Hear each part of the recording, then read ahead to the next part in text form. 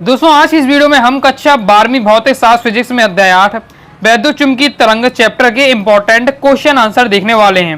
पिछली वीडियो में दोस्तों मैं आपको इस चैप्टर के इंपॉर्टेंट ऑब्जेक्टिव बता चुका हूं। बाकी दोस्तों इस चैप्टर से आपके बोर्ड एग्जाम में एमपी बोर्ड एग्जाम में मेन आपके क्या है ऑब्जेक्टिव आते हैं। ओके, क्वेश्चन आंसर आपका आता है तो 2 नंबर का आएगा।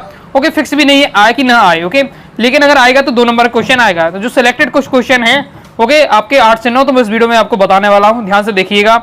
तैयारी जीत की अब की बार बोर्ड एग्जाम में 95% पार के उद्देश्य हम लगातार बेहतरीन तरीके से तैयारी कर रहे हैं। क्वेश्चन है एक्स किरणें कैसे कहते हैं, इनके 2 उपयोग लिखिए। एमपी बोर्ड एग्जाम 2019 में ये क्वेश्चन आ चुका है। तो एक्स किरणें क्या होती हैं? वे किरणें जिनकी उत्पत्ति तीव्रगामी इलेक्ट्रॉनों के भारी पदार्थों पर टकराने के फलस्वरूप होती है, इन किरणों को एक्स किरणें कहते हैं। मतलब एक्स किरणें की उत्पत्ति कैसे होती है या इस किरणें कैसे कहते हैं? जब क्या किया जाता है, जब तीव्रगामी इलेक्ट्रॉनों के भारी पदार्थों पर टकराते हैं तब हमें क्या है एक्स किरणें उत्पन्न होती हैं। ये किरणें क्या है आदर्श होती हैं, आदर्श यानी हमें दिखती नहीं है।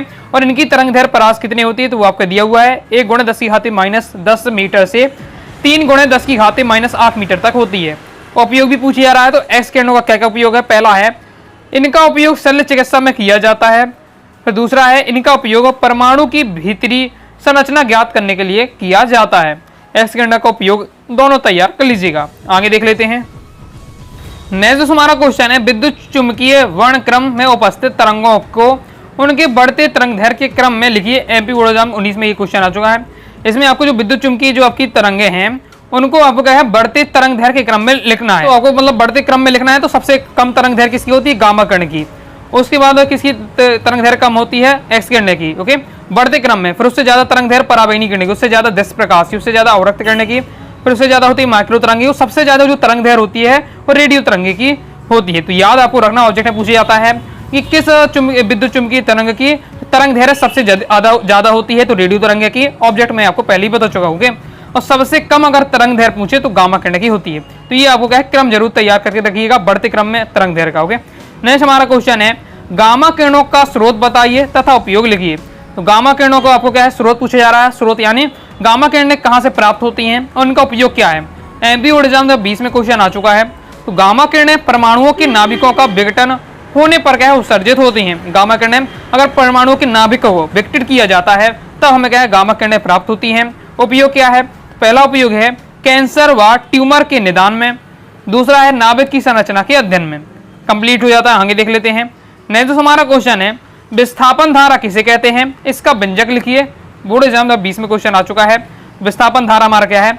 समय के साथ परिवर्ती विद्युत क्षेत्र के कारण उत्पन्न विद्युत धारा को विस्थापन धारा कहते हैं। इसे आईडी से व्यक्त करते हैं और ये आपका होता है विस्थापन धारा का व्यंजन। तो इसे आपको तैयार कर लेना है। ऑब्जेक्ट में आपको बता ही चुका हूँ। ओके, नेक्स्ट देख लेते हैं। अब जो क्वेश्चन मैं आपको बता रहा हूँ ये आपके क्या है और आपके एक वाक्य में भी बन सकते हो। ओके, गामा किरणों के 2 उपयोग लिखिए तो हम देख ही चुके हैं कौन कौन से 2 उपयोग है। एक तो कैंसर तथा ट्यूमर के रोग में निदान में, दूसरा क्या है नाभिक की संरचना के अध्ययन में, तो हम देख ही चुके हैं। साथ ही खाद्य पदार्थों को अधिक समय तक सुरक्षित रखने के लिए भी गामा किरणों का उपयोग किया जाता है।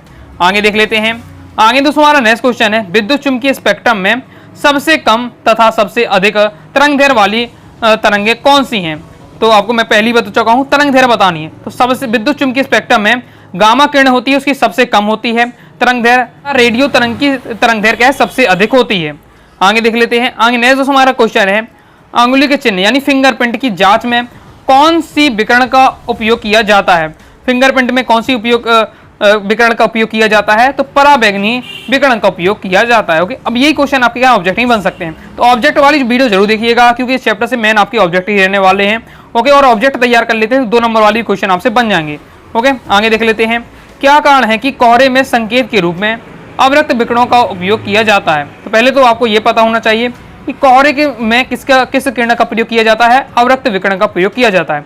अब क्यों किया जाता है तो इसे हम देख लेते हैं कि अवरक्त विकिरणों की तरंगदैर्घ्य बड़ी होने के कारण इनकी प्रकीर्णन बहुत कम होता है और तथा ये कोहरे को क्या है पार कर जाते हैं। अवरक्त किरणों की क्योंकि तरंगदैर्घ्य बड़ी होने के कारण क्या है इनका जो प्रकीर्णन होता है बहुत कम होता है। ओके, और इसलिए क्या है कोहरे को क्या है पार कर जाती हैं, इसलिए अवरक्त विकिरणों का प्रयोग किया जाता है। नेक्स्ट हमारा क्वेश्चन है पराबैंगनी तरंगों को उत्सर्जित करने वाले लैंपों के बल्ब क्वार्टज के बनाए जाते हैं, कांच के नहीं, क्यों?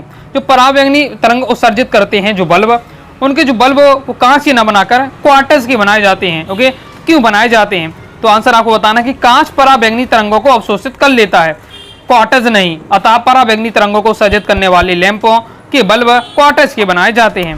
जो कांच होता है वो क्या है, पराबैंगनी तरंगों को क्या अवशोषित कर लेता है। ओके, देखिए हम ये क्या है जो बल्ब बना रहे हैं, मतलब पराबैंगनी वाली तरंगों का बल्ब बना रहे हैं, क्यों बना रहे हैं? ताकि वो हमें क्या है, पराबैंगनी विकिरण मिले। लेकिन अगर कांच का बनाएंगे तो कांच ही अवशोषित कर लेगा, तो हमको क्या मिल पाएगा? ओके, पराबैंगनी तरंगों को उत्सर्जित करने वाले जो लैंप होते हैं वो क्या है, कांच के ना बनाकर किसके बनाए जाते हैं? आपके क्वार्टर्स के बनाए जाते हैं। कंप्लीट हो जाता है। तो ये मैंने आपको इंपॉर्टेंट बताया, सभी तैयार कर लीजिएगा। और भी आपको क्वेश्चन मिलते हैं, सभी की प्रैक्टिस करते जाइएगा। ओके, बाकी दोस्तों आप प्रॉपर रूप से क्लास 12 फिजिक्स सब्जेक्ट की तैयारी करना चाहते हैं, अनुराग सारी क्लासेस की क्लास 12 फिजिक्स के कोर्स को ज्वाइन कर सकते हैं। कोर्स में दोस्तों आपको all chapter PDF notes, all chapter important question answer, all chapter objective question answer, previous year paper, model paper, सब मटेरियल मिल जाएगा पीडीएफ के रूप में। तो प्रॉपर आप तैयारी कर पाएंगे। कोर्स को ज्वाइन करने के लिए 90 39 53 40 79 इस दिए व्हाट्सएप नंबर मैसेज करके आप क्या है कोर्स के बारे में जानकारी ले सकते हैं और कोर्स को ज्वाइन कर सकते हैं। तो आई होप दोस्तों आपको वीडियो पसंद आएगी। वीडियो पसंद आए वीडियो लाइक करके सब्सक्राइब जरूर कर दीजिएगा। साथ ही दोस्तों टेलीग्राम चैनल, व्हाट्सएप चैनल को ज्वाइन कर लीजिएगा। मिलते हैं नेक्स्ट वीडियो में, तब तक के लिए बाय बाय।